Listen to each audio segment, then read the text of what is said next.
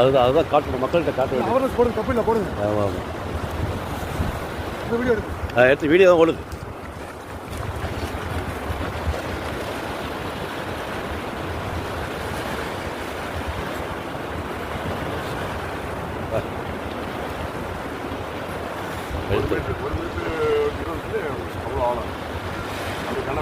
கிணறு மாதிரியே இருக்கு. அப்படியே கிணறு மாதிரியே இருக்கு.